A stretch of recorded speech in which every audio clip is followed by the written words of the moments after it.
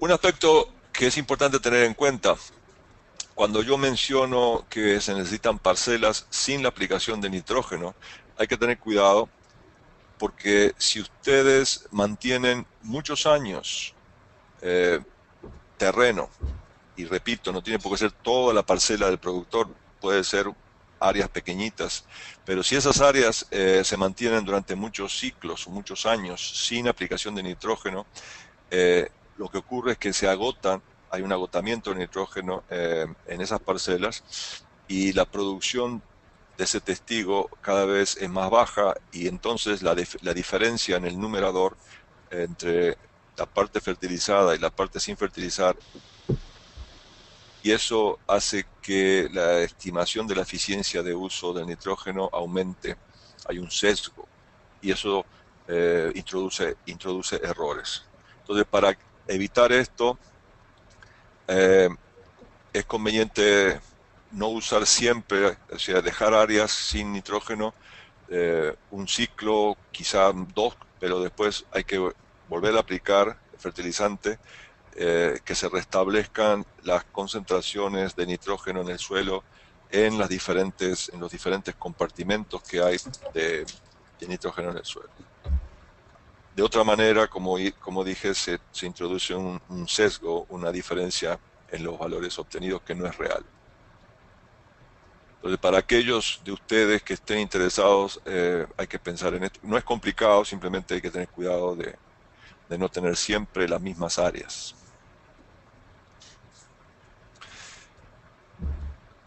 Otra forma de tener información sobre la eficiencia de uso de los nutrientes es a través del cálculo de balances nutricionales. Esto es algo complementario que se puede usar en conjunto con los índices que acabo de describir. Y un balance nutricional involucra, como ven ahí en el diagrama, una comparación entre las entradas y las salidas. Y de esa comparación va a surgir y análisis adicionales, por supuesto, va a salir si hay nutrientes acumulados como reservas en el sistema o si se están perdiendo. Esta es otra área donde nosotros tenemos que trabajar para monitorear, para entender los ciclos de los nutrientes en diferentes niveles de análisis. Puede ser esto a nivel de un predio, o puede ser a nivel de una cuenca, o puede ser a nivel de todo un estado. Este es uno de los mecanismos que también se usan con fines de regulación ambiental, para controlar en zonas, en ciertos ambientes o en cuencas, por ejemplo, cómo está el balance de nutrientes y la posibilidad de contaminaciones del agua o de cuerpos de agua, arroyos o lagos, o también del suelo, ¿no? Entonces, lo que hemos visto hasta ahora es los índices, cómo se calculan, para qué sirven, y hemos visto 6 índices.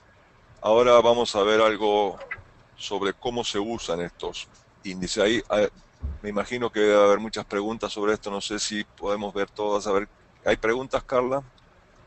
Hay algunas, doctor, pero muchos sugieren que lo podamos ver hasta al final, cuando se termine la ponencia, Ok, porque a lo mejor muchas se van resolviendo a medida que el avancemos, transcurso. ¿eh? Sí, exactamente. Ok, estos índices, ¿se acuerdan que cuando empecé la presentación dijimos que lo que a nosotros nos interesa es el aumento sustentable o sostenible de la producción? Y lo que están viendo acá es precisamente las diferentes dimensiones de la sostenibilidad: la dimensión natural, financiera, social, física y humana. Si superponemos los indicadores de la eficiencia de uso de nutrientes, podemos ver que estos indicadores nos sirven sobre todo en las áreas relacionadas con la dimensión natural, o el impacto sobre los suelos y la biodiversidad. También la eficiencia tiene un impacto lógico en la dimensión financiera, en el ingreso. Si lo que estamos obteniendo por el uso de fertilizantes es menos o más que lo que se obtiene por parte del cultivo, ¿no? O sea, de la venta de los cultivos. Y tiene una dimensión, perdón, tiene una influencia en la dimensión humana, precisamente a través de los impactos en la nutrición y en la salud, en lo que tiene que ver con el impacto posible ambiental adverso que mencionamos. O sea, cuando los nutrientes aplicados no son usados por los cultivos, entonces surge la necesidad de estimar, de medir, de determinar básicamente dónde están. ¿Okay? ¿Qué está pasando con esos nutrientes en los agroecosistemas?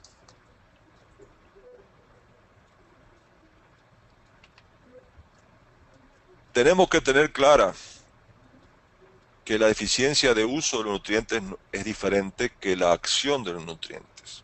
O sea, la eficiencia es una forma de estimar cómo se están usando, pero no es la acción propiamente de los nutrientes. Los nutrientes se aplican para mejorar los resultados del sistema de producción y la eficiencia de uso de los nutrientes es solamente un aspecto de la acción de los nutrientes, no es la única, no es el único indicador, no es el único parámetro, tiene que ser usado en el contexto de todos los demás indicadores.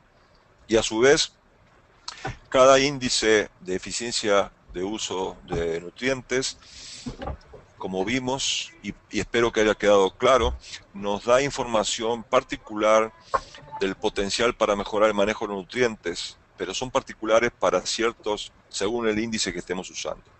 Pero ningún índice único, en forma individual, nos da una imagen completa del impacto de los nutrientes en los resultados generales. Entonces los índices son útiles, no es la única cosa, no es el ombligo del mundo, no es lo más importante, son importantes y además difieren entre sí, por lo cual tienen que verse entre todos, tienen que verse en forma integral.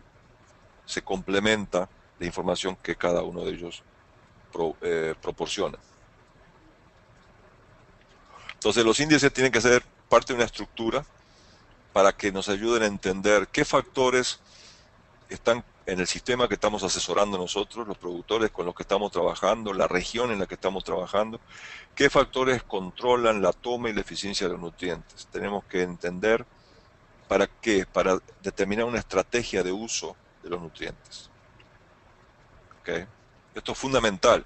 O sea, esto no es un ejercicio matemático, individual, simple, sino que debemos ver el uso de estos índices como herramientas.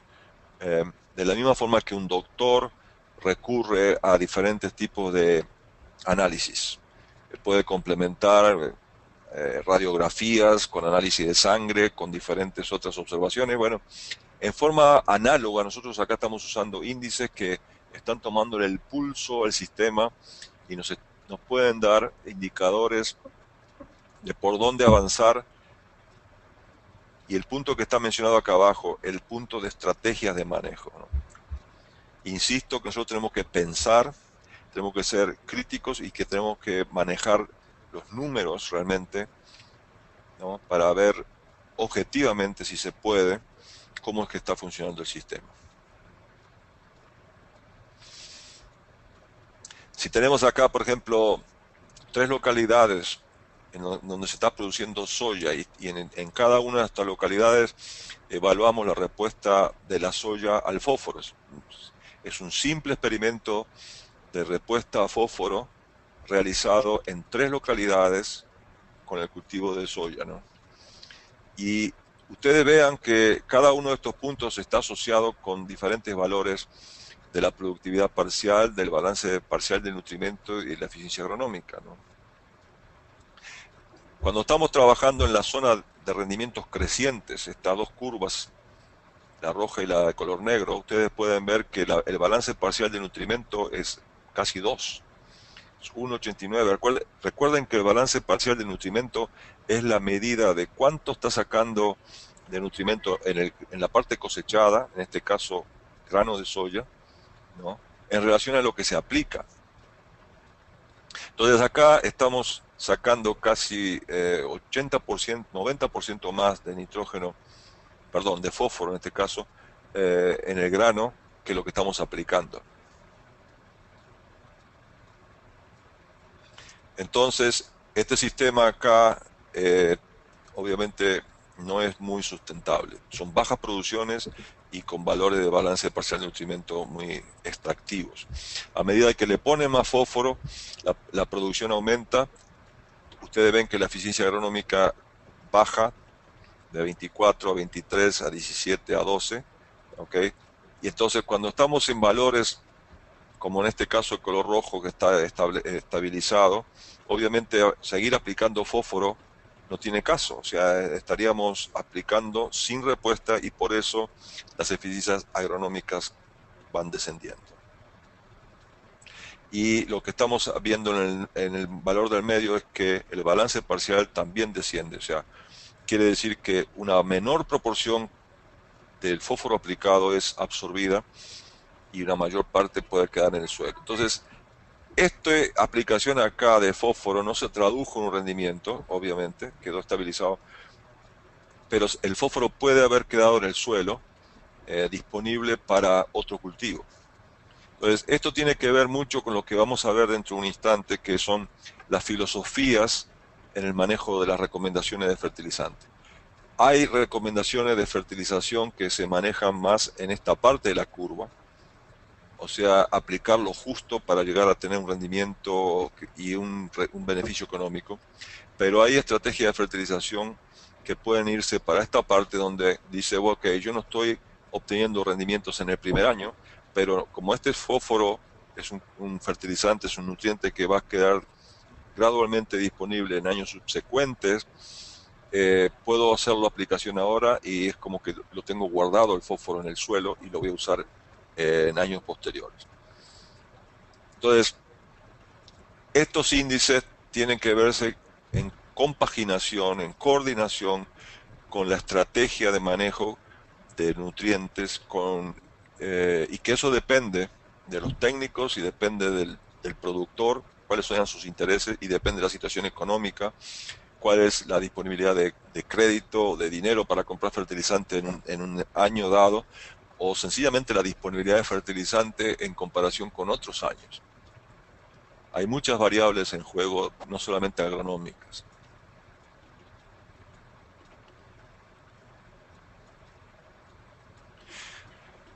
Eh, ¿Dónde fueron obtenidos los valores? También tiene un impacto, normalmente en condiciones controladas como estaciones experimentales.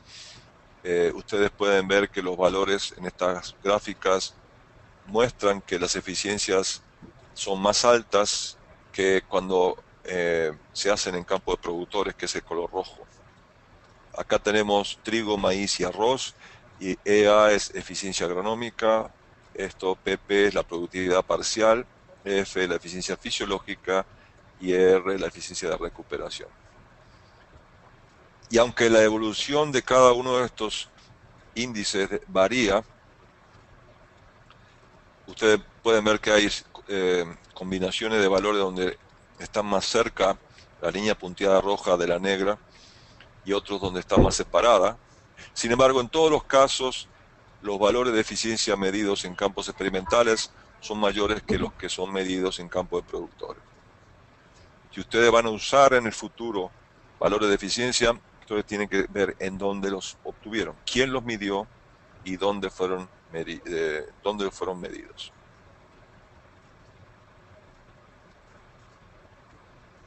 Y ahora entramos realmente en una parte más interesante. ¿Sí? Ok, ya tenemos los índices, sabemos que hay que tener ojo en cómo los usamos, que tenemos que tomar varios índices al mismo tiempo, que depende de dónde se midieron, etcétera, etcétera, etcétera.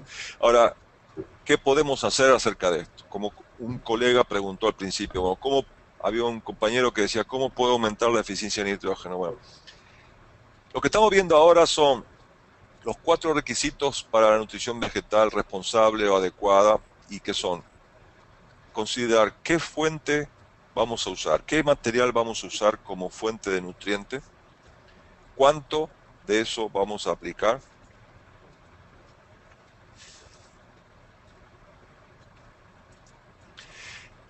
En tercer lugar, hay que decidir dónde lo vamos a aplicar.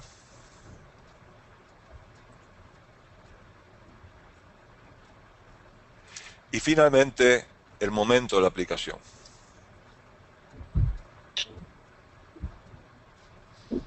Nosotros creemos que si ustedes, los técnicos, piensan simultáneamente en cómo decidir de la mejor manera este rompecabezas que ustedes ven acá y determinar qué es lo que se necesita, cuánto vamos a aplicar, dónde lo ponemos a aplicar y cuándo, podemos avanzar bastante en obtener aplicaciones y usos más sustentables.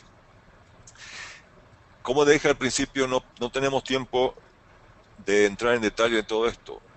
Este tema es una presentación en sí misma, pero voy a mencionar algunos puntos importantes en forma resumida, en forma sintética, ¿no?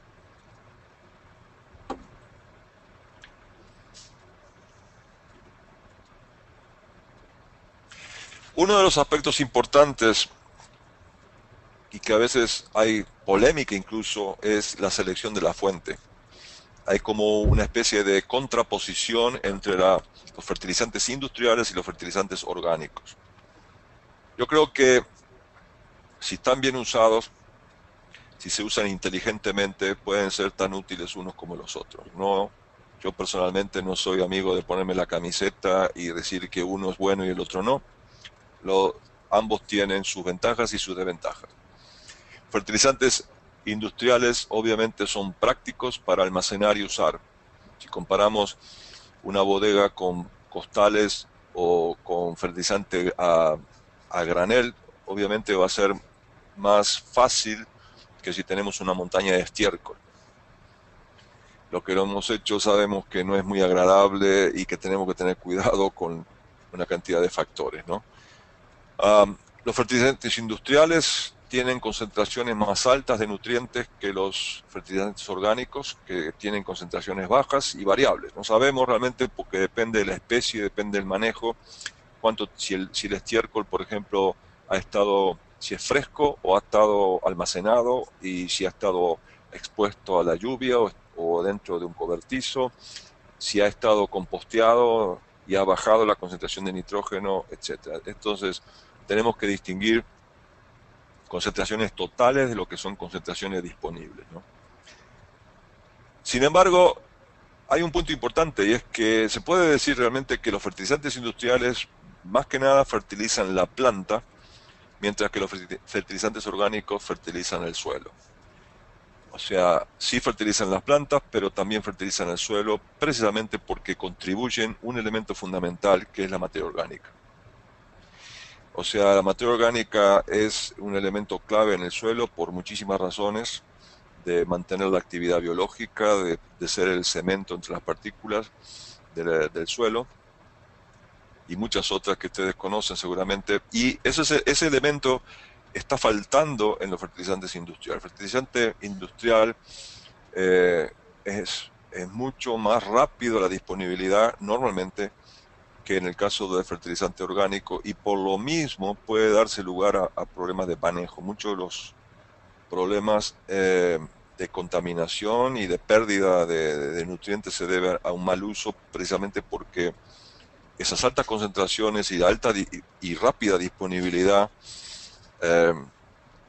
hace que a veces o frecuentemente, digamos, el nutriente se desperdicie y cause problemas, lo cual puede ocurrir también con fertilizante orgánico. Si el fertilizante orgánico no se maneja bien, puede también producir impactos ambientales adversos. O sea, no es a prueba de balas, ¿no? También pueden haber problemas. Pero esto es uno de los aspectos que yo quería mencionar porque es frecuentemente mencionado y debatido, qué usar, si uno u otro.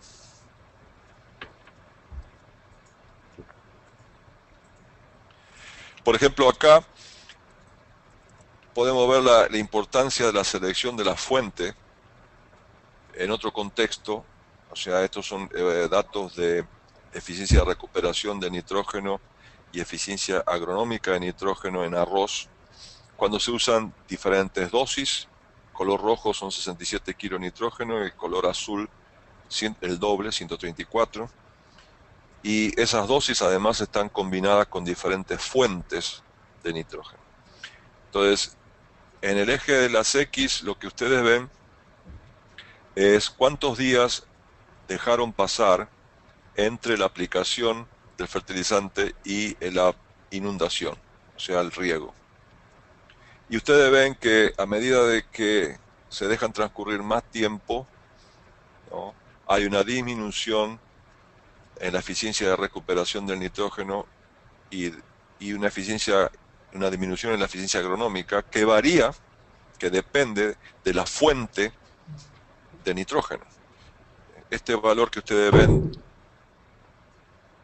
de redondito de color rojo indica que en el caso de la urea, si se usa urea, la eficiencia de recuperación después de 10 días de estar expuesta en la superficie del suelo, la eficiencia de recuperación es 30%, comparada con 70% si se mete el agua un día después de la fertilización. Y eso ya sabemos que se debe a que gran parte del nitrógeno que aporta la urea se puede perder por volatilización como amoníaco. Y esto también en la gráfica a la derecha ven que se traduce en una menor eficiencia agronómica, ¿no? Si la urea se deja 10 días expuesta antes de que metan agua, se producen 20 kilos de grano de arroz por kilo de nitrógeno, pero si se aplica al otro día, se producen entre 45 y 50 kilos, o sea, más del doble. Pero entonces, si yo no tengo control sobre el agua, si el agua depende de otras decisiones, entonces no uso urea, puedo usar sulfato de amonio, que es el triangulito invertido, ¿no? Y el sulfato de amonio sabemos que está sujeto a pocas pérdidas por volatilización, entonces la recuperación es menos afectada. Y eso se refleja también en una mayor eficiencia agronómica, que lo vemos en la gráfica de la derecha. Podemos usar urea tratada con un inhibidor de la ureasa, que es el símbolo cuadradito rojo, que es comparable los resultados con el sulfato de amonio. O sea, muy poca pérdida de eficiencia de recuperación y muy poca pérdida de eficiencia agronómica. Una combinación que es el rombo, una combinación entre urea y sulfato de amonio, tiene valores intermedios tanto en la recuperación como en la eficiencia agronómica. Entonces, esto es un ejemplo de la importancia de la selección de la fuente. O sea, en este caso, el cultivo es arroz, se necesita nitrógeno, los resultados pueden diferir mucho dependiendo de si se usa urea tratada, sulfato de amonio o una combinación, y también dependen de la dosis.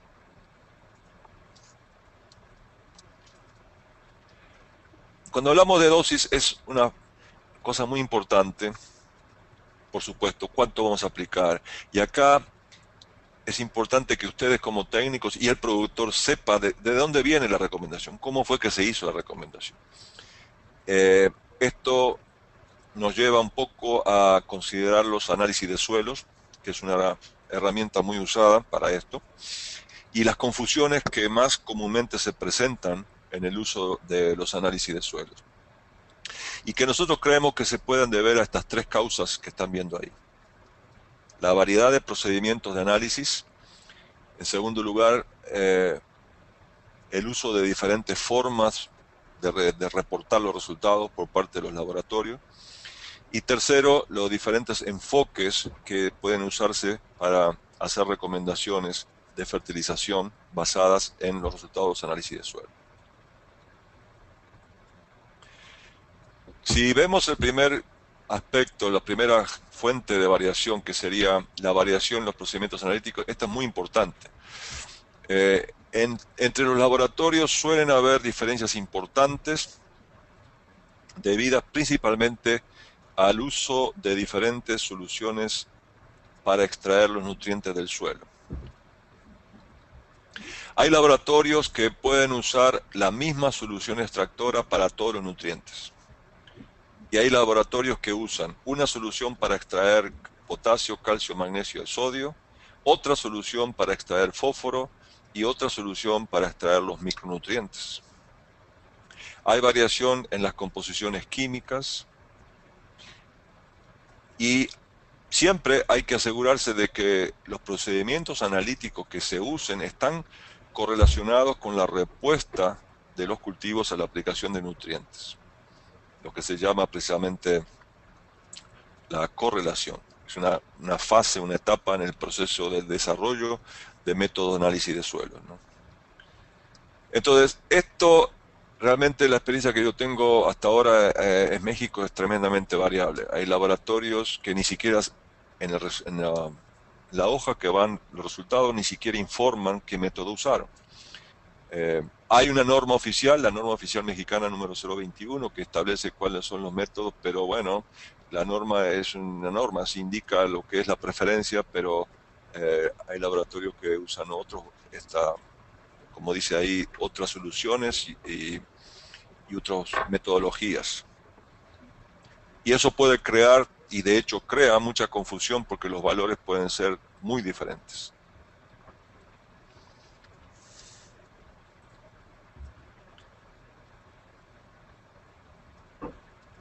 Los laboratorios también pueden diferir en cómo establecen los valores, qué valores aparecen en las hojas. Algunas veces usan partes por millón, a veces usan esto que es miliequivalentes por 100 gramos de suelo, que correctamente actualmente sería centimoles por kilo de suelo, pero son comparables los dos. A veces hablan de P, a veces hablan de P2O5, algunos hablan de K, otros hablan de K2O. Y también es común usar este tipo de categorías, ¿no? De bajo, medio, óptimo, alto y muy alto, pero no todo el mundo los usa igual. Y eso puede crear confusión para saber si necesito aplicar o no necesito aplicar y cuánto necesito aplicar. Esos son, ustedes tienen que checar que estamos hablando el mismo idioma, ¿no? Que estamos hablando de las mismas unidades, ¿no? Y que tenemos criterios comparables para saber cuánto aplicar.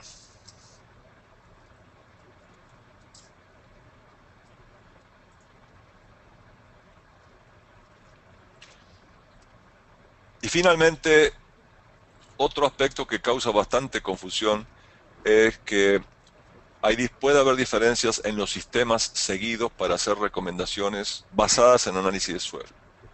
Porque pueden haber recomendaciones que no están basadas en análisis de suelo, que siguen otros criterios, ¿no? O que usan análisis de suelo en forma parcial. Pero en lo que se llama el análisis tradicional, clásico, basado en análisis de suelo, podemos tener estos tres tipos que están viendo acá ustedes. Una recomendación, lo que se llama basada en el nivel de suficiencia. Recomendaciones basadas en un sistema de subir el nivel de fertilidad, el nivel de nutrientes en el suelo y después mantenerlo. Y también hay quienes usan sistemas basados en mantener ciertas relaciones de saturación de cationes, y esto se usa solo para decisiones para la fertilización potásica de calcio y magnesio. Entonces, brevemente vamos a ver algunas de las características de cada una de estas filosofías. La filosofía de recomendar basándose en un nivel de suficiencia es un poco lo que están viendo ahora en la pantalla. En este caso se toma como base un valor de suficiencia o también llamado valor crítico en el suelo, y ese valor es aquella concentración por sobre la cual hay poca probabilidad de respuesta al agregado de nutrientes. O sea, si estamos acá en este nivel, en la gráfica, este ejemplo para potasio, hacia la derecha niveles de potasio están en el eje de las X, ¿no? Hacia la derecha, con esas concentraciones ya estamos en el 100% del rendimiento relativo máximo, que sería, bueno, 100%, ¿no?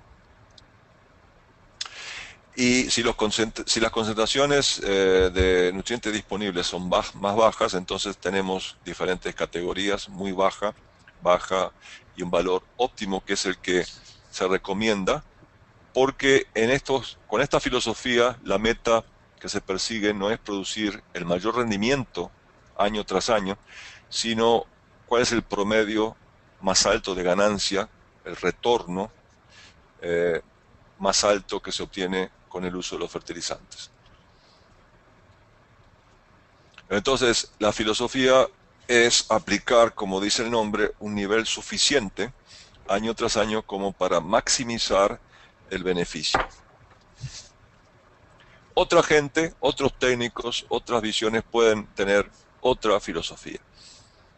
Y, por ejemplo, el segundo sistema se basa en subir el nivel de nutrientes a valores altos y luego mantenerlos simplemente aplicando lo que se extrae. Es un presupuesto, es un balance. Si yo sé cuánto estoy sacando de rendimiento y cuánto estoy extrayendo del lote, puedo reponer los nutrientes extraídos de manera de mantener el nivel de fertilidad a un nivel alto. Esto obviamente redunda, se refleja en aplicaciones mayores de nutrientes que el método de suficiencia que vimos recién, y se usa menos, por supuesto, pero se usa especialmente en cultivos de alto valor y especialmente para los nutrientes que están mostrados ahí, porque para el nitrógeno es más riesgoso por el tema de la movilidad y el impacto, las pérdidas del sistema.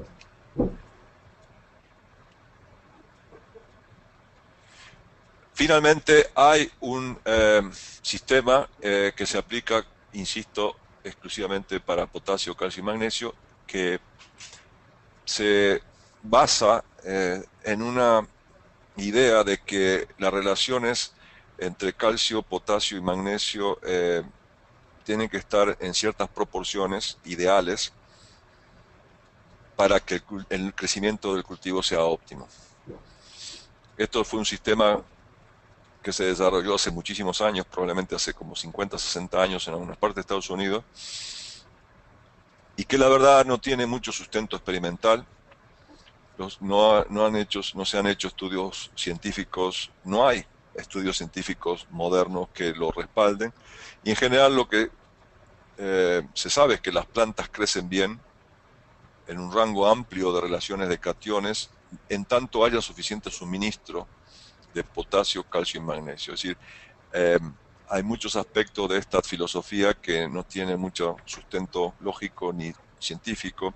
Sin embargo, lo menciono porque yo lo he visto que es frecuente que aparezcan datos y proporciones y tablas o cuadros en las formas de los laboratorios donde reportan los resultados, y a veces pueden haber dudas de cómo se interpreta esto. Hay circunstancias indudablemente en las que es importante considerar las relaciones cationes, capacidad de intercambio catiónico, pero son circunstancias extremas. Por ejemplo, si uno tiene un suelo donde el porcentaje de magnesio está por arriba del 50% de la capacidad de intercambio, entonces eso puede estar afectando la absorción de los otros cationes. Otro ejemplo sería suelos muy lavados, muy lixiviados, de baja materia orgánica y ácidos que se encalan y que se hace parte de entrada con niveles de potasio muy bajos, y si se encala sin aplicar potasio, entonces se puede inducir deficiencia de potasio. Pero esto, algunos técnicos, algunos laboratorios pueden hacer énfasis en esta filosofía, y si el técnico, el productor, no entiende bien qué es lo que está atrás, puede también ser una fuente de confusión, que se refleje en manejos inadecuados o parciales de los nutrimentos.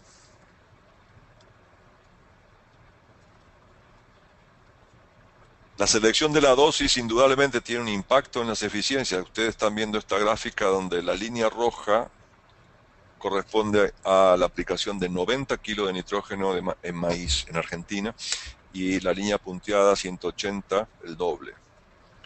¿No? Y ustedes ven que para todos los índices, que son los que están acá alrededor, la línea punteada está hacia adentro, lo cual indica que tiene valores más bajos. Es decir, los índices de eficiencia son mayores para la dosis más baja. Lo cual no debe de extrañarnos, porque la dosis siempre está en el denominador. Entonces, si la dosis aumenta, el denominador es más grande y el cociente se hace más chico, ¿no? El chiste está en lograr situaciones como la que estamos viendo acá, la eficiencia de recuperación. La eficiencia de recuperación tiene valores casi iguales con 90 o 180 kilos, ¿no? pero la productividad parcial o la eficiencia agronómica, si queremos ver, son más diferentes, ¿no?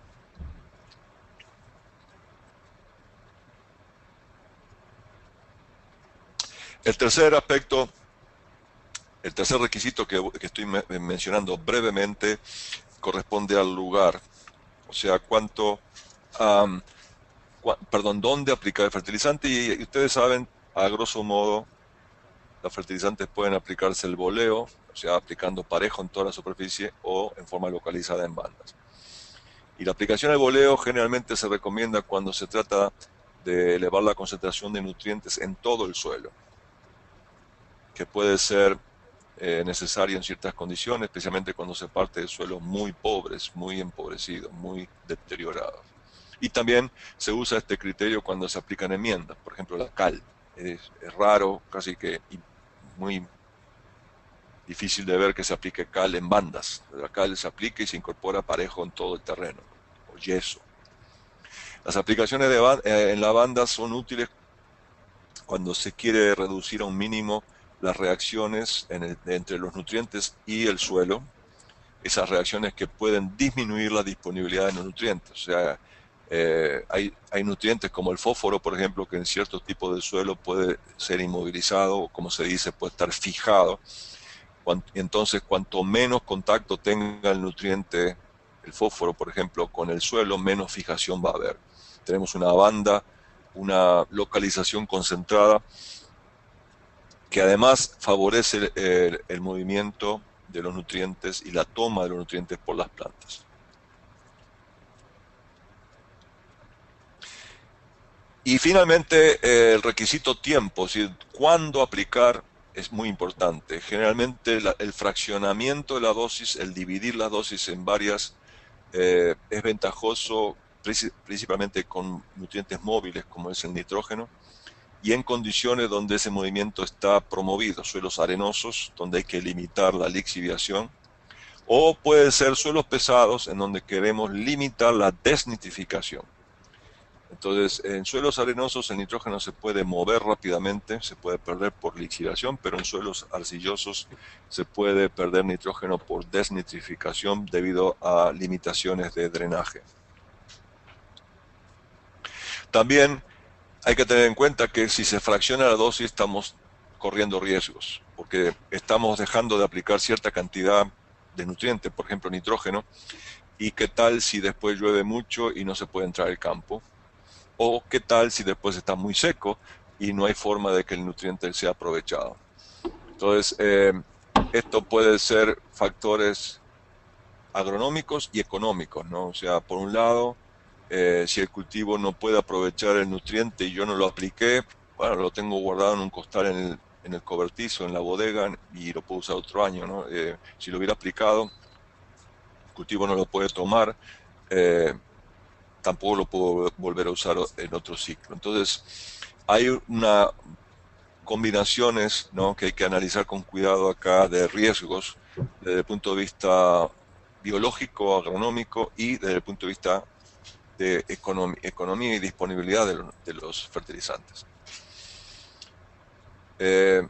Si comparamos al mismo tiempo dosis, como estamos viendo acá, maíz en Argentina 70, 140 y 210, y tiempos de aplicación, vemos que cuanto la línea punteada que corresponde a la aplicación en B6, en maíz, y la línea entera corresponde a B6, la línea punteada a la siembra. Entonces, la línea punteada aplicación a la siembra está asociada con valores de eficiencia más bajos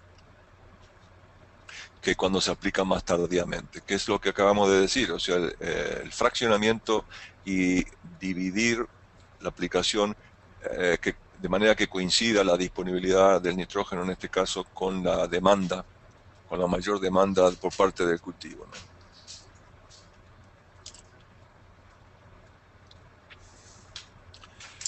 Otro factor importante, otra herramienta importante en el manejo táctico del nitrógeno durante el ciclo son estos recursos, las tarjetas de color como la que ustedes ven acá arriba, o el uso de sensores, o también el uso de modelos de simulación.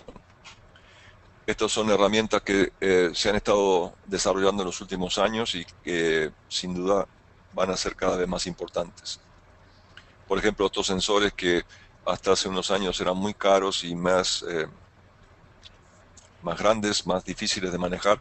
Actualmente, el año pasado han salido versiones, portátiles, que son más prácticas en cierto sentido y también más económicas, ¿no? Pero sea las tarjetas o los modelos o los sensores, lo que se trata es de tener herramientas que nos ayuden a decidir cuándo aplicar. El factor acá es si vamos a fraccionar, ver si el cultivo lo necesita y cuándo, y qué cantidad necesita, cuándo lo podemos aplicar.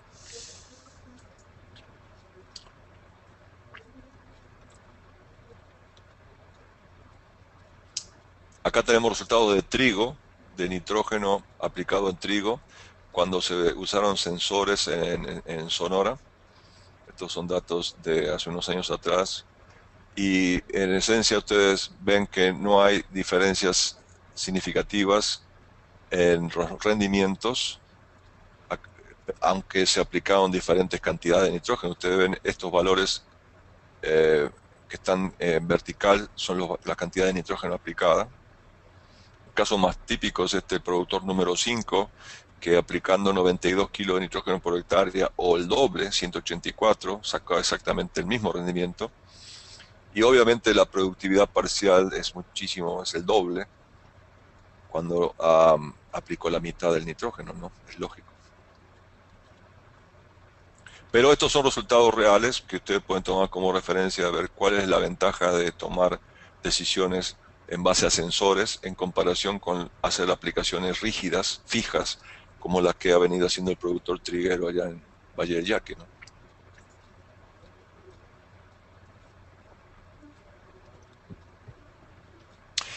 Y entrando ya en la última parte, estamos por terminar el tiempo, ya casi son las 8, pero vamos a ver, como indiqué al principio, tendencias, hacia dónde va el sistema y cómo nos puede ayudar los valores que vimos, los índices, ¿no?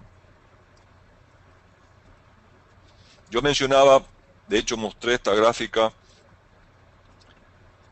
que ilustra la evolución de la productividad parcial del factor nitrógeno en la agricultura de Estados Unidos para maíz. Y acá a la izquierda ustedes pueden ver los valores específicos del año, los valores específicos a nivel global, o sea, del 61 al 65 son 245 kilos de grano por kilo nitrógeno. Luego se bajó del 81 al 85 en 20 años a 52.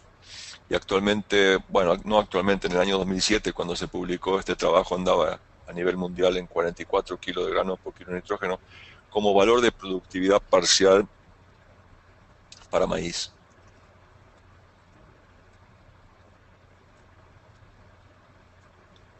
Para Argentina, la productividad parcial del factor nitrógeno, con el paso de los años, la ven en la gráfica de abajo, y el color rojo es maíz y el color verde es trigo. Estos valores que yo mencioné acá, en realidad yo mencioné maíz, pero son para cereales. La diferencia que ustedes ven acá es típica de lo que está pasando. En países desarrollados, la productividad parcial ha crecido en los últimos años, pero los países en desarrollo, inclusive con Argentina, por ejemplo, que tiene excelentes condiciones naturales y de productividad, los valores siguen disminuyendo. Entonces, las tendencias hacia abajo, la productividad parcial quiere decir, si ustedes se acuerdan de la expresión, la productividad parcial se calcula dividiendo rendimiento entre cantidad de fertilizante aplicada. Lo que está pasando en los países en desarrollo es que la producción está aumentando, pero no está aumentando en la misma proporción que la cantidad de fertilizantes. Se ha venido usando cada vez más. Entonces, como la cantidad aplicada está en el denominador, esto repercute, como ven en la gráfica argentina, en valores de productividad parcial cada vez más bajos. Yo creo que si hiciéramos esto para México, probablemente daría tendencias similares. En cambio, en Estados Unidos, en Japón, en Europa Occidental, Australia, los valores han bajado hasta que empezaron a implementar técnicas de manejo más eficientes y entonces la productividad empieza a subir porque con la misma cantidad de nitrógeno obtienen rendimientos mayores, que es en esencia lo que debemos, a lo que le debemos tirar nosotros. Cómo hacer que esa curva empiece a subir, o sea, mantener los rendimientos usando menos insumos, mantener o subir los rendimientos usando menos insumos.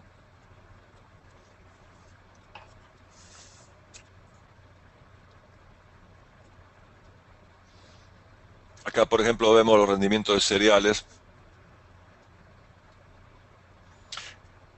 en dos tipos, los países desarrollados y los países en vías de desarrollo, ¿no? Entonces, América Latina, por ejemplo, tiene, en este estudio hecho en el 2007, 53 kilos de cereal por kilo de nitrógeno.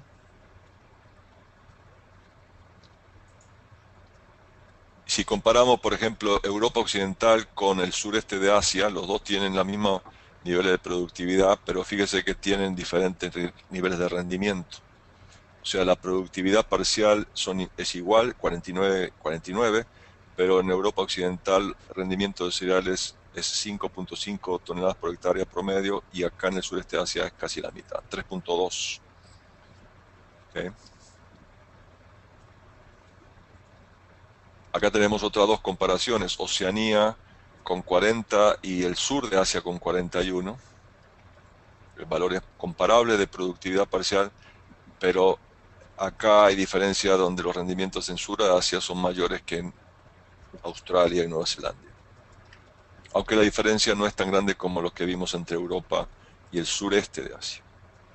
Entonces, es importante que nosotros tengamos un punto de referencia, cómo está la situación global, cómo está la situación entre diferentes regiones, países desarrollados, países en vía de desarrollo, cuando comparamos los índices y cuando comparamos también los valores específicos de rendimiento.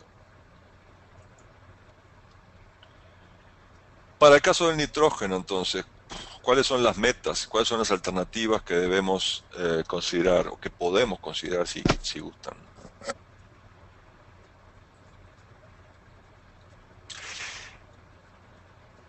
Lo que se ha planteado es que el crecimiento necesario en la productividad parcial del factor nitrógeno a nivel mundial en cereales para satisfacer la demanda de mayor población debería estar creciendo entre 0.1 y 0.4% por año. O sea, esta curva tiene que dejar de caer y tiene que empezar a subir. Y estos aumentos, los autores que yo consulté están planteando que son viables, que son factibles, porque hay experiencia de que en otros países, por ejemplo en Reino Unido, obtuvo un promedio del 1.1% de incremento en la productividad parcial por año, del 81-85, 36 kilos de grano por kilo de nitrógeno, pero en el 2001-2002 aumentó la productividad, llegó a 44 kilos de cereal por kilo de nitrógeno. Y Japón aumentó todavía más, 1.8% por año, ¿no?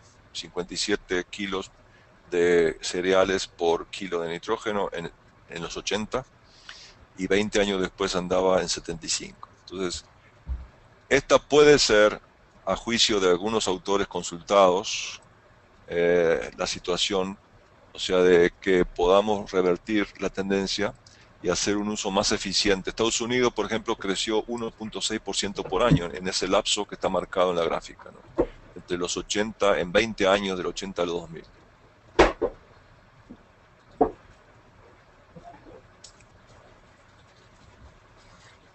En el uso de nitrógeno en los cereales, tendríamos una meta de una eficiencia agronómica para el nitrógeno de 20 a 35 kilos de grano por kilo de nitrógeno aplicado.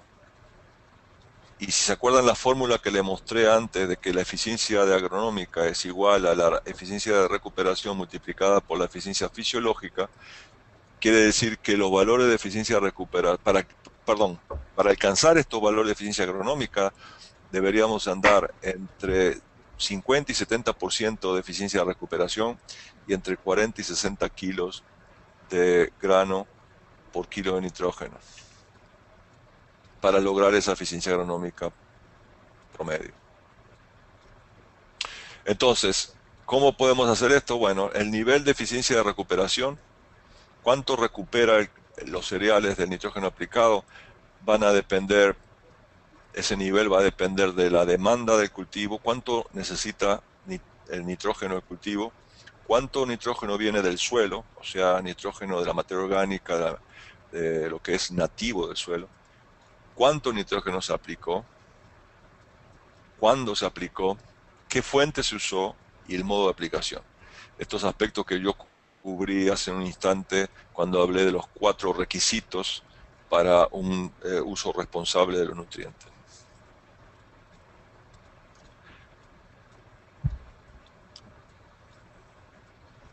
O sea que estamos de nuevo mostrando esta gráfica, estaríamos ubicados en esta zona de la gráfica, o sea, entre 20 y 35, y ustedes pueden ver qué combinaciones, o sea, estaríamos de la zona verde para arriba, ¿no?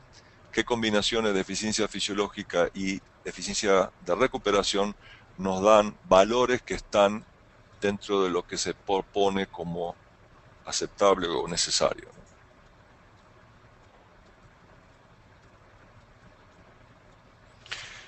Entonces, esto es lo que yo mencioné recién, la eficiencia de recuperación del nitrógeno, que es lo que está acá graficado en la izquierda, ¿ok? La eficiencia de recuperación es más alta, sube, o sea, va hacia arriba, ¿ok? A medida que las dosis de nitrógeno que se usan son menores o a medida de que es menor el aporte de nitrógeno por parte del suelo y a medida de que es mayor la demanda por el cultivo. Y recíprocamente, si nos vamos hacia la derecha, hacia abajo, la eficiencia de recuperación disminuye, se hace prácticamente 10%, como casi cero, con mayores dosis de nitrógeno, cuanto mayor hay de aporte de nitrógeno por parte del suelo y una menor demanda por el cultivo. Que son estos factores que están acá a la izquierda, son los factores que están considerados en esta expresión del eje de la abscisa, ¿no? FN es la fertilización nitrogenada y SN es lo que es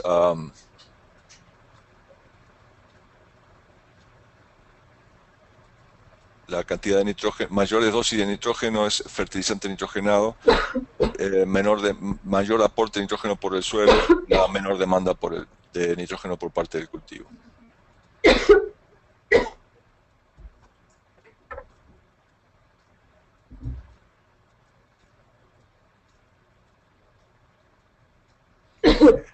Entonces, acá ven a grandes rasgos las áreas donde los agrónomos, los fitomejoradores y en general todos los que estamos involucrados en esto, hay áreas donde podemos trabajar. Porque el punto básico es cómo podemos optimizar la toma de nitrógeno y la utilización del nitrógeno por el cultivo.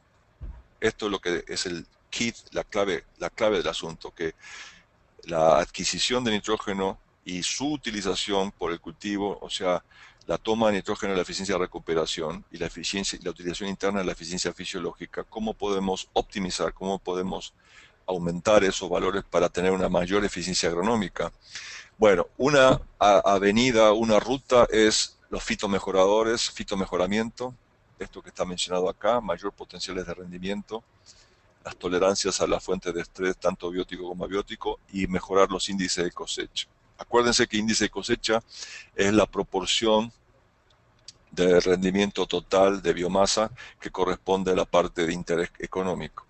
Por ejemplo, el grano en el caso de maíz. Tenemos que, en segundo lugar, entender este potencial de rendimiento, cuáles son las condiciones que lo determinan para poder aprovecharlas, para poder que deje de ser potencial y pase a ser real. Y el último aspecto fundamental que está acá abajo es eliminar las otras restricciones que puedan ocurrir y que afecten el crecimiento del cultivo y la utilización interna del nitrógeno, ¿no? Y dentro de esas restricciones tenemos las que, las que se refieren a al establecimiento del cultivo, o sea, la población, cuántas plantas y la distribución. Un problema muy frecuente es las pérdidas de planta entre la siembra y la cosecha, ¿no? Eh, el productor siembra densidades normales o a veces hasta elevadas y luego a la cosecha hay una merma más alta de lo que se puede obtener, de lo que se puede tolerar, que no debería ser superior al 20%, al 15%, alrededor del 10% generalmente. Una nutrición balanceada, no únicamente basada en nitrógeno o fósforo, sino ahí entra la parte integral, el énfasis que yo mencioné antes de la materia orgánica, que esté asociado con un uso óptimo, la mayor eficiencia del uso del agua y todo el aspecto sanitario. Acá es fundamental y va a ser el tema de otro seminario, ver cómo se integra esto con la agricultura de conservación. O sea, el manejo de la nutrición y estos aspectos que estamos mencionando acá, especialmente relacionados con la aplicación de nutrientes, cuando se usa la labranza de conservación.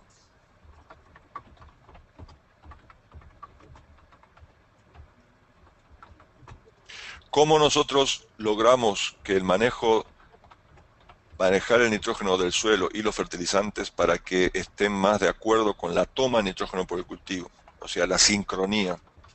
O sea, acá tenemos que tener mejores procedimientos para hacer recomendaciones. Esta es un área en la cual estamos trabajando, no nada más acá en México, sino mundialmente. O sea, desarrollar sistemas expertos que puedan hacer estimaciones más objetivas, más precisas. Nunca va a ser perfecto, pero tenemos que seguir moviendo en esa dirección.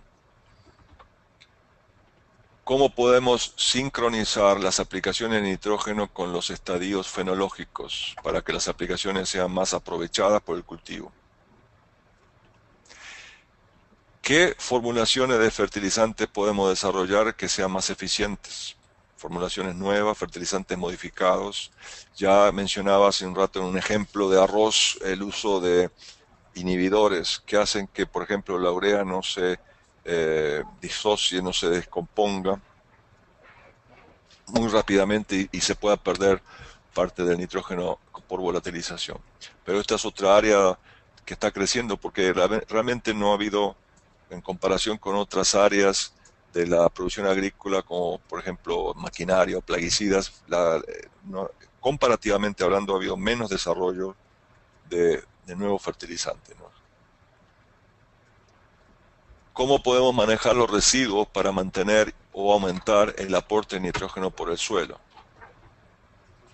O sea, nosotros generalmente cuando pensamos en residuos, estamos pensando en materia orgánica, estamos pensando en carbono orgánico y está bien, pero acuérdense que el carbono y el nitrógeno, cuando se logran humificar y se estabilizan, andan en una relación de alrededor de 10:1, o sea, 10 de carbono y 1 de nitrógeno.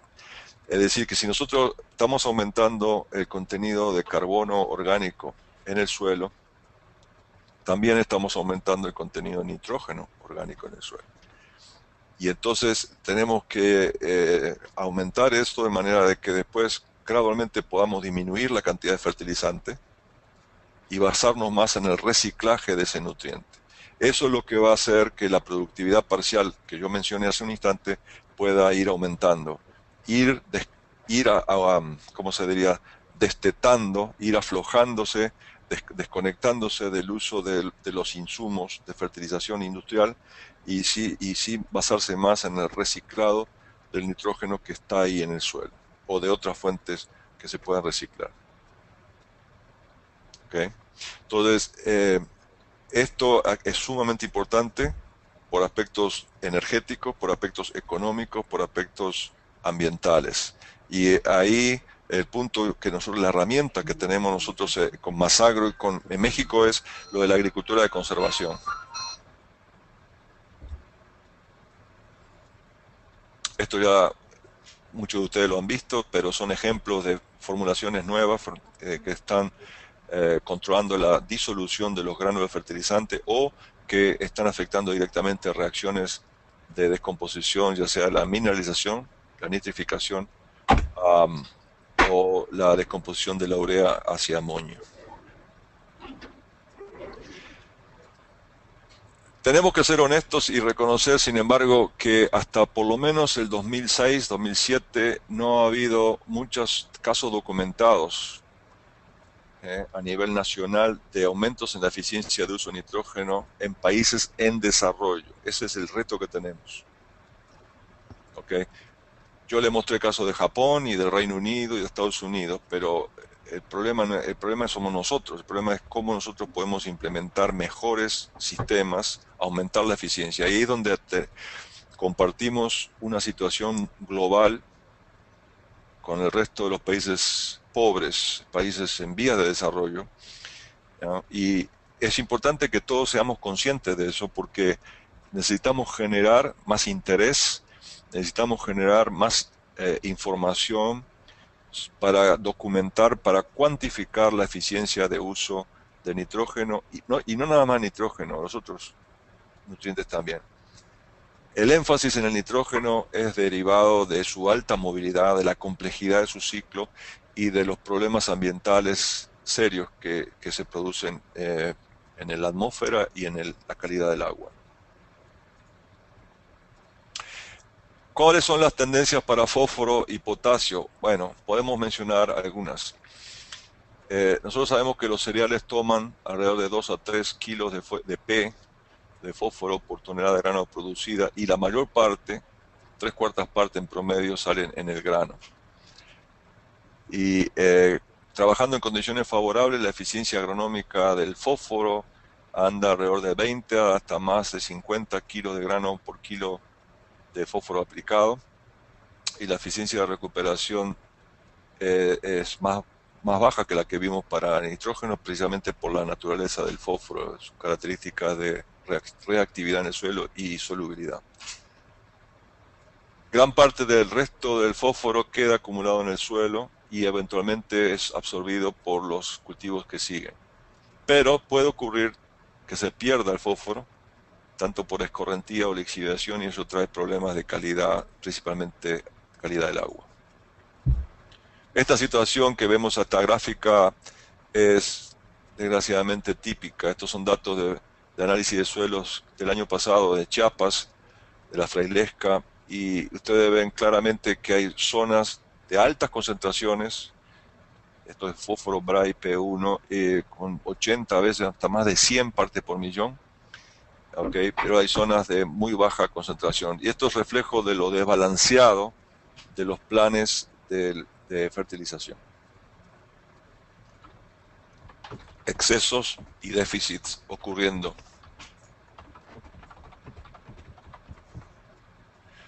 Ustedes van a ver entonces entre los materiales los objetivos que se plantean a nivel global para suelos sin fijación severa de fósforo. Las eficiencias agronómicas andan entre 30 a 50 kilos de grano por kilo de fósforo aplicado, lo cual requiere una recuperación del 15 al 30%. Y en suelos que tengan menor capacidad de fijación o que tengan niveles moderados de fósforo, hay que manejar entradas y salidas y desarrollar formas de recomendar fósforo, algoritmos de recomendación más adecuados. Ese es un déficit que tenemos. Si ustedes ven las guías de recomendación técnica la que contamos en México, en general son bastante rígidas en los niveles críticos, y las recomendaciones todavía no están suficientemente especificadas, digamos, en función de la característica de los ambientes y de los suelos. Potasio depende también de la característica de los suelos. Suelos sin grandes reservas de potasio disponible, suelos que tengan que hayan sido lixiviados o con bajo nivel de materia orgánica, o según el tipo de arcilla que tengan. Estos son los valores objetivos de eficiencia agronómica para potasio y eficiencia de recuperación. Okay. Los suelos que tengan contenidos bajos de potasio o alta capacidad de fijación de potasio requieren manejo especial. O sea que eso implica claramente que hay que identificar esos suelos. Eh, los análisis de suelos pueden determinar valores de potasio intercambiable moderados o inclusive altos, pero eso no me da información de la tasa, de la velocidad a la cual el potasio puede estar disponible. Entonces, eso es uno de los problemas que frecuentemente ocurre, ¿no? Que uno mira el análisis de suelo y dice, este suelo tiene potasio, pero a la mera hora puede haber problemas de la tasa a la cual ese potasio puede exponerse en la solución para que el cultivo lo absorba. En el caso de potasio, la mayor parte del potasio queda en el residuo, a diferencia del fósforo y nitrógeno que se van en el grano. Entonces, el reciclado, manejar los residuos cultivos y residuos de animales es clave, es crítico, ¿no? Y repito, insisto, acá eso tenemos que verlo, pensarlo en el contexto de la agricultura de conservación con su manejo de residuos, ¿no?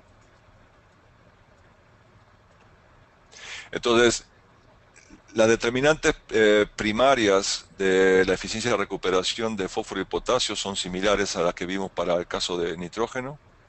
Habíamos visto demanda por el cultivo, aporte por el suelo, dosis fertilizante, pero en el caso de fósforo y potasio se agrega la característica de los suelos que determinan si el suelo puede fijar fósforo o potasio o puede haber pérdidas por lixiviación escorrentiva. Entonces, ustedes ven acá algunos ejemplos de buenas prácticas para manejo de fósforo y potasio. Típicamente fósforo y potasio se aplica en bandas precisamente para favorecer la absorción por las plantas y favorecer la toma por parte de las raíces. A veces, en ocasiones, en zonas donde se aplica potasio, puede ser conveniente fraccionar la aplicación de potasio para que esté disponible en los últimos estadios de crecimiento del cultivo. Estamos pensando en maíz acá y fortalecer tallos y calidad de los productos, ¿no?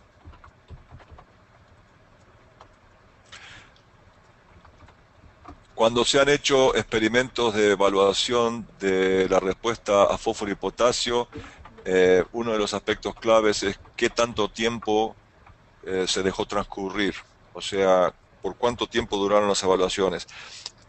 Suele o puede ocurrir que si hacen evaluaciones de un año o dos, o sea, de corto plazo, y esos años, como ustedes ven en esta gráfica, tienen poca respuesta, el investigador puede llegar a la conclusión de que no es necesario, que no hay respuesta comercial a fósforo y potasio, pero cuando se hace un estudio de mayor duración, como en este caso de 18 cultivos, ustedes ven que hay en el transcurso del tiempo una mayor diferencia entre lo aplicado y el testigo, donde no se aplicó. Y eso es lógico porque a través de 18 cultivos se ha estado extrayendo fósforo y potasio de la parte no tratada.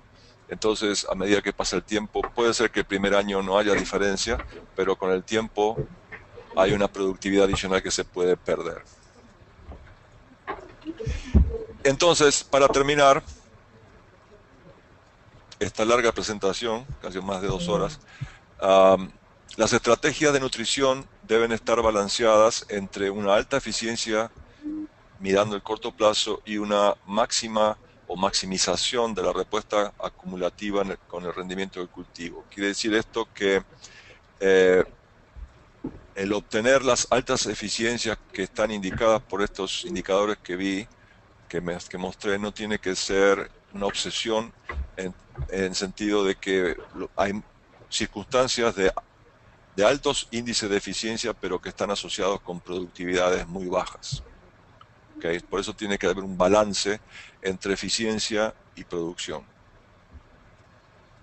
Segundo, nosotros tenemos la responsabilidad como técnicos de buscar datos confiables, generar datos confiables. Esto es un déficit. Acá hay muy poco dato, hay muy poca información a nivel de finca como para poder cuantificar confiablemente cuál es la situación de la eficiencia de uso de los nutrientes en la agricultura de México. reconocer que las eficiencias de los nutrientes más importantes están determinadas por muchos factores, donde están involucrados factores culturales, socioeconómicos y también los agronómicos, biofísicos, que son específicos, que son resultado de combinaciones de suelo, de clima y de manejo. Entonces, solo podemos llegar gradualmente a una mejoría en la situación de eficiencia de uso de nutrientes a través de la aplicación de aquellas prácticas, de las mejores prácticas de manejo de los nutrientes, ¿no? Entonces, esto tiene, el énfasis acá es realmente que la determinación de los valores no tiene que ser un ejercicio teórico, académico, tiene que ser, como insistí a través de la presentación, eh, herramientas que nos puedan orientar en cómo manejar más eficientemente a nivel de diferente escala, puede ser a nivel de lote o a nivel de finca, pero siempre más en forma específica por cada sitio los nutrientes. Hay que seguir. Y ahora sí, a ver, algunas preguntas.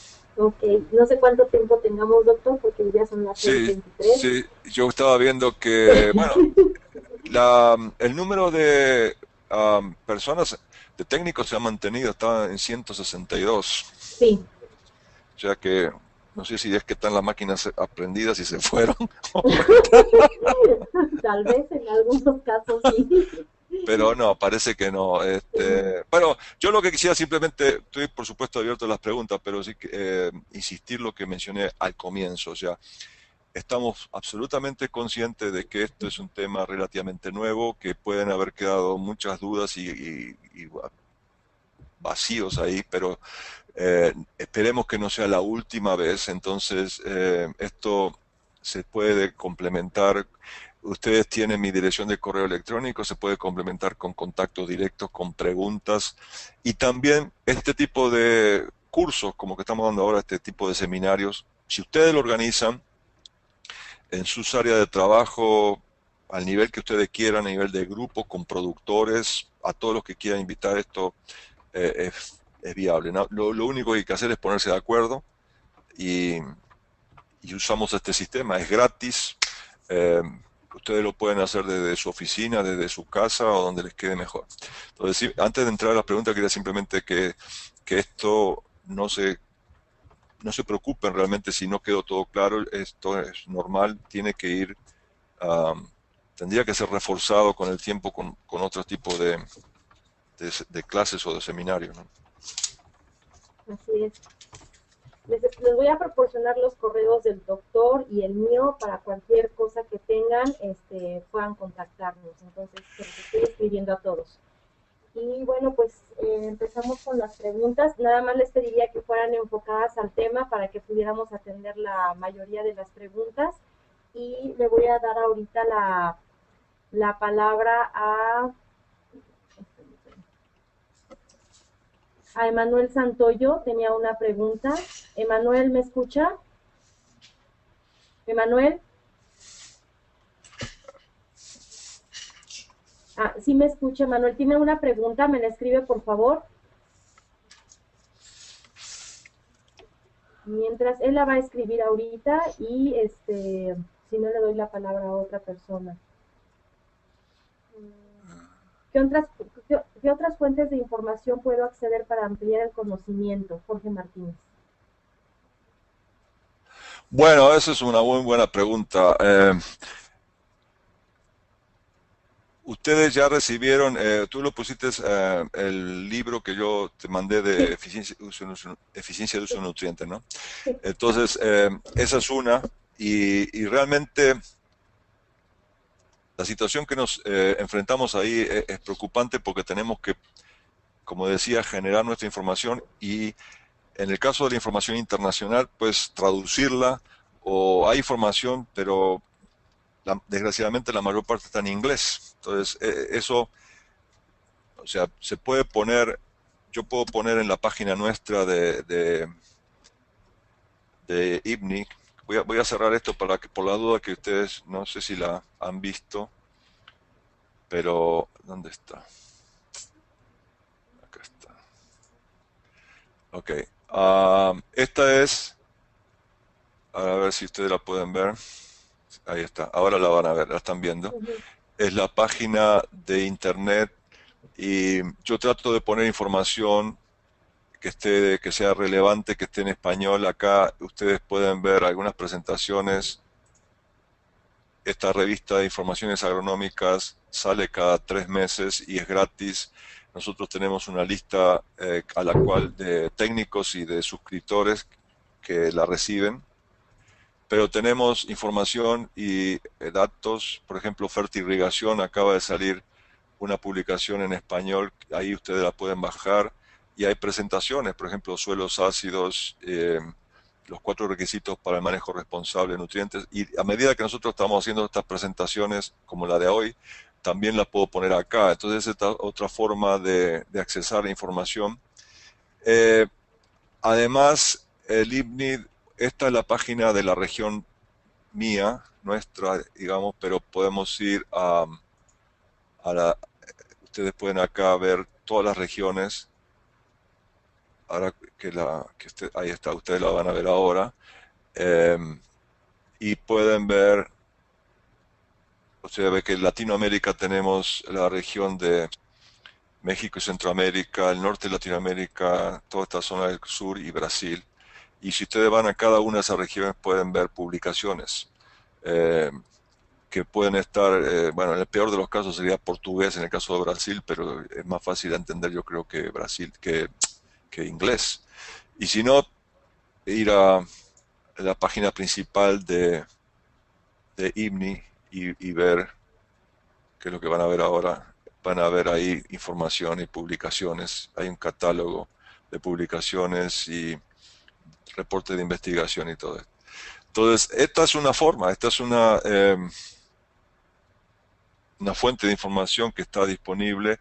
Eh, Puede ser también otra forma puedo ahora en respuesta a esta pregunta, incluir en la página de la región nuestra ligas a otras páginas de internet donde se puede conseguir información. Eso puede ser útil también. Pero ahí tenemos que estar trabajando continuamente todo, o sea, y esa es la limitante que tenemos, la disponibilidad de información de calidad científica buena y si es posible en un idioma que sea entendible por todos. Eso va a ser el cuello de botella, ¿no? Muy bien. Ok, gracias. Bueno, hay muchas preguntas y yo creo que a lo mejor ya no nos da tiempo. Nosotros tenemos aquí, se van dentro de este sistema, las preguntas que ustedes hicieron de manera escrita, las podemos contestar después, ¿verdad, doctor? Sí, bueno, exactamente. Este sistema que estamos usando da la posibilidad de generar un reporte al terminar el seminario. Y en ese reporte, una de las partes es para cada persona qué pregunta formuló. Y entonces, yo lo que no estoy seguro, Carla, es si las preguntas que aparecen en el reporte son las preguntas que efectivamente se hicieron o todas las preguntas que fueron escritas independientemente de que hayan sido o no contestadas. Sí, sí Ah, aparecen, aunque no hayan sido contestadas. aunque no hayan sido contestadas, sí aparecen Ok, entre entonces los tres. la pregunta que hicieron, el problema sería simplemente aquellos compañeros que no escribieron las preguntas pensando que las Claro. podían hacer oralmente, eso sí. Tal Eso. vez les vamos a dar la palabra porque tengo varias manitas levantadas. Entonces, voy a empezar con Rubén Marín. Rubén, ¿tiene alguna pregunta? Sí, ¿sí me escuchas? Sí, Sí, adelante. perfecto. Sí, lo que pasa es que yo le quería preguntar al doctor Armando Sí. si yo le enviaba un diagnóstico de un laboratorio donde se me hizo un análisis de suelo, él me pudiera mandar una propuesta de todo lo que él pudiera identificar ahí como problema. Por el caso, un ejemplo, ¿verdad? Si tengo yo mi nitrógeno inorgánico en 28.1 partes por millón, pensar que cuál es mi nitrógeno disponible y qué tipo de fuente industrial o química le debo de aplicar si mi suelo es franco, por así decirlo. Bueno, lo que yo puedo hacer es, si tú me puedes mandar esto y lo que yo te puedo contestar, digamos, preguntas o u observaciones. Es decir, por ejemplo, el caso que tú mencionas, nitrógeno inorgánico, ¿no? Sí. Una pregunta que yo haría de entrada es cómo se manejó la muestra después de que se tomó, si fue secada enseguida o si se mantuvo húmeda o qué temperaturas estuvo, cuánto tiempo tardó entre que se recolectó la muestra y se analizó en el laboratorio. Y la razón para eso es que el nitrógeno inorgánico es muy dinámico, está sujeto a la actividad microbiana y si el suelo se mantiene eh, en condiciones activas, o sea, con una buena humedad y aireación, entonces los microorganismos van a estar usando ese nitrógeno inorgánico, de manera de que el nitrógeno inorgánico que te reporta el laboratorio no necesariamente es el nitrógeno orgánico que había en el suelo al momento de la muestra, de la toma de muestra, ni tampoco va a ser el nitrógeno inorgánico que va a haber en el suelo cuando el cultivo esté creciendo. Entonces, eso depende mucho de las condiciones posteriores a la toma de la muestra. O sea, los libros sobre sobre método de análisis de suelo especifican claramente que aquellas muestras de suelo que se van a eh, analizar, para determinar nitrógeno inorgánico, tienen que ser o congeladas o secadas rápidamente a temperatura ambiente. Y cuando digo rápidamente quiere decir que lo puedes poner en una charola o en una mesa, en una capa no muy alta, delgada, eh, para que se seque, para que toda la actividad microbiana se detenga, ¿de acuerdo? Y no pase que el nitrógeno no se altere.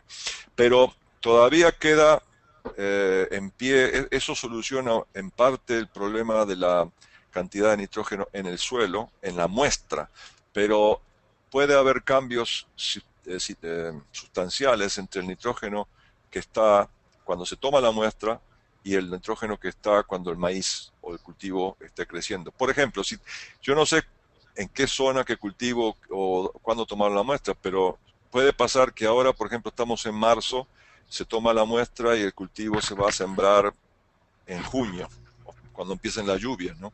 Entonces, al fin y al cabo, lo que puede pasar es que cuando el cultivo empiece a crecer y necesites tener una información para decidir si aplicar nitrógeno o no, eh, te estés basando en un contenido reportado para un suelo que fue muestreado 3 meses antes cuando estaba seco, pero no es el nitrógeno que tiene ahora después de la lluvia. Entonces, es un elemento muy dinámico, es un elemento muy móvil, entonces hay que tener precauciones, es un elemento también muy variable, hay que tener precauciones en cuántas submuestras se tomaron y qué manejo tuvo la muestra después de ser tomada y el análisis por el laboratorio. Entonces, eso sí yo lo puedo hacer, pero yo te tendría que referir o mandar eh, este tipo de comentario, como el que estoy haciendo específico para el nitrógeno, para las otras variables. Por ejemplo, yo he visto mucho que usan para suelos, especialmente suelos del norte, suelos con pH alto, inclusive suelos que tienen contenido de carbonato de calcio libre alto, ¿no? Y usan métodos de análisis o métodos de extracción que son ácidos. Entonces, ese puede ser un problema serio porque, por un lado, el ácido de los extractantes, las soluciones extractantes, pueden estar disolviendo parte de los carbonatos o parte de los fosfatos y dar valores artificialmente altos. Pero por otro lado, el pH alto del suelo va a neutralizar el ácido de la solución extractiva y eso va o puede ocurrir frecuentemente que haga que las cantidades extraídas, por ejemplo, de fósforo sean menores de las que correspondería ser. O sea, porque estos extractores ácidos fueron diseñados para suelos ácidos. Entonces, si lo usan en un suelo alcalino, entonces el pH alto del suelo neutraliza al ácido del extractor y entonces el ácido extractor no funciona igual como fue diseñado.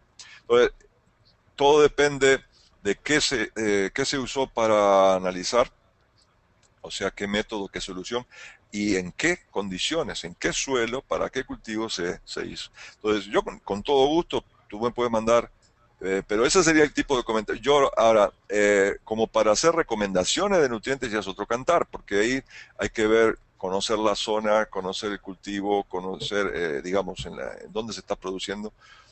Los análisis de suelo, la interpretación no puede ser nunca mecánica, automática. O sea, tiene un elemento y debería tener un elemento sustancial de objetividad, ¿no?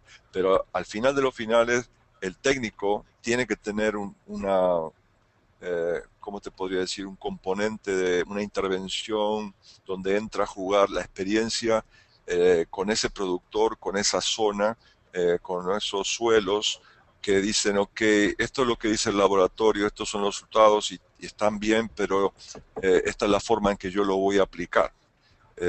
Y eso es lo que tiene que surgir de ustedes como asesores. O sea, eso es parte de la experiencia que se gana con el trabajo y es parte precisamente del servicio que tienen que darle al productor. O sea, darle la visión técnica, pero con la experiencia de convivir, de estar ahí físicamente en esa zona. Okay. Bien, entonces yo le envío el diagnóstico de laboratorio. Tú me mandas los resultados, sí, yo te digo, claro. te puedo decir qué comentarios me merecen ese resultado. Muy bien, doctor Armando. Rubén Muchísimas Marín, gracias. Sí. A sus órdenes, Sí. sí, Rubén Marín, ¿de dónde eres? de la región oriente del estado de Michoacán, del municipio de Ciudad Hidalgo. Perfecto.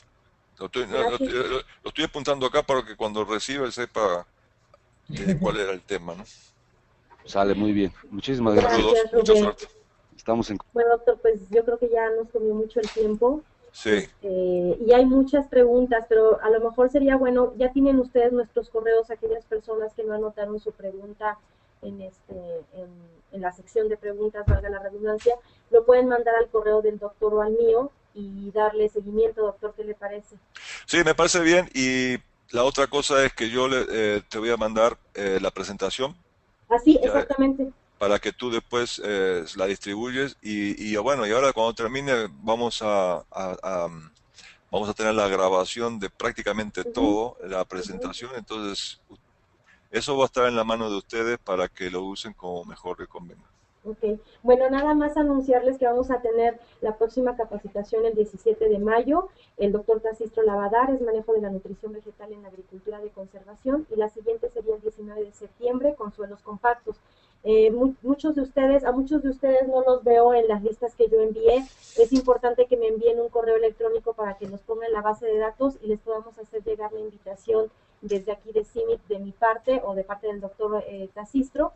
Y bueno, nada más me resta agradecerles a cada uno de ustedes el tiempo que se tomaron para esta capacitación. Espero que haya sido de mucho provecho y les pediría que nos hicieran un comentario cómo vieron esta capacitación y qué tan funcional es para ustedes. No sé si quiere agregar algo más, doctor. No, muchas gracias por la atención y que pues el tema de acá es la continuidad. No hay que bajar los brazos, hay que seguir trabajando. Estamos todos de verdad en el mismo equipo y cuenten con nuestro apoyo. Pues muchas gracias, chicos, les agradezco. Gracias a toda la gente de PROMAP, a los facilitadores PESA, a los PSPs, a las AGARPA, a las delegaciones y pues los que se unieron que no pertenecen a ninguna de estas instituciones, les agradezco por participar en esta videoconferencia. Muchas gracias, un abrazo para todos. Bye.